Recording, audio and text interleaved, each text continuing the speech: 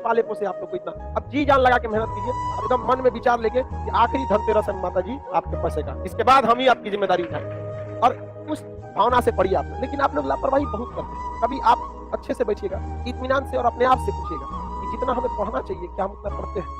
आपका आंसर नहीं आएगा, आप खुद से आंख नहीं मिलाता, लेकिन आप दूसरी दुनिया में जी रहे हैं। अरे छोड़ो ना, एग्जाम के टाइम पढ़ेंगे, ये नहीं होता है। आप पढ़ने के लिए टाइम निकालते हैं, हद बेशर्मी है।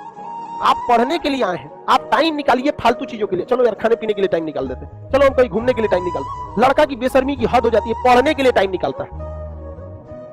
बताओ आप, ये होना चाहिए। हम लोग टाइम किस चीज के लिए निकालते हैं? किसी काम को करने के लिए। पढ़ाने के लिए हम लोग टाइम निकालते हैं।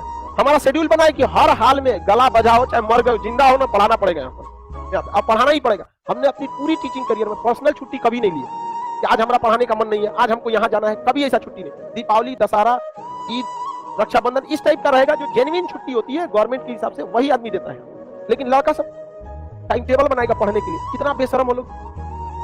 खुद से सोचो, टाइम टेबल किस चीज का होना चाहिए?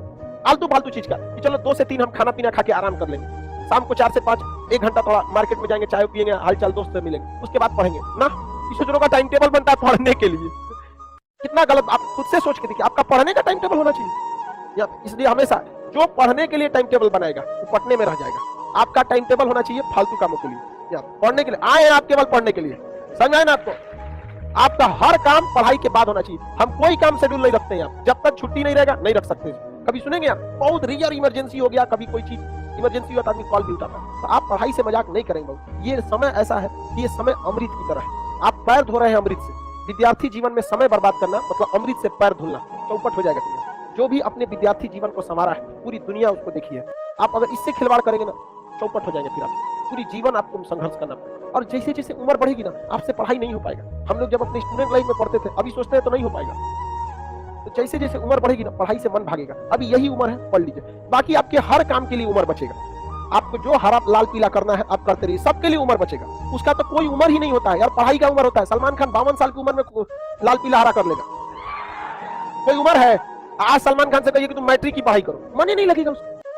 उम्र हो जाता है ना। तो अभी आप लोग का उम्र है। लड़का लड़कियों को तो और ज्यादा संघर्ष, क्योंकि लड़कों को एक बेनिफिट रहता है, ये 4 साल भी पटना में रह जाएंगे ना, तो इनके गार्जियन नहीं पूछेंगे बाबू क्या हुआ। और आप लोग को 1 साल बाद गार्जियन पूछने के कब नौकरी होगा, लग रहा है जैसे कोहड़ा तूर के लिए आना है, कब नौकरी होगा। गार्जियन को क्या पता कि बिहार एसएससी का फॉर्म 2014 से अटका हुआ है, 2021 आ गया, पता है गार्जियन को? उसको क्या पता है एसएससी का मतलब? तो आप लोग ज्यादा करिए, क्योंकि इनकी असफलता से केवल इनकी करियर खराब होगा। लेकिन अगर आप लड़की अगर खाली हाथ लौटेंगी तो पूरे गांव के लोग अपनी बेटियों को नहीं भेजेंगे पढ़ने कि गई तो थी 4 साल रह के आई है, क्या मिल गया वहां पर, उतना का तुमको दहेज दे देंगे यहाँ पर। समझा? तो आप लोग अपने लिए नहीं, अगर आप असफल हुई ना तो आप पूरे समाज को अगर पीछे।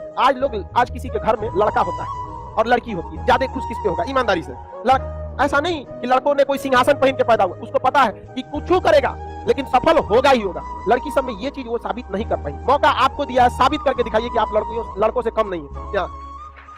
देहात में मेरी मम्मी क्या कहती थी लड़कों के बारे में? घी के लड्डू टेढ़ो भला। मतलब मोहल्ले में एक लड़का हुआ, बड़ा सांवला था, तो लोग कहेंगे लड़का तो बड़ा अच्छा है, नाक नक्शा, बट बड़ा सांवला है। छोटा बच्चा नहीं होता है तो मम्मी के सांवला से क्या मतलब? लड़की थोड़ी है, घी के लड्डू टेढ़ो भला।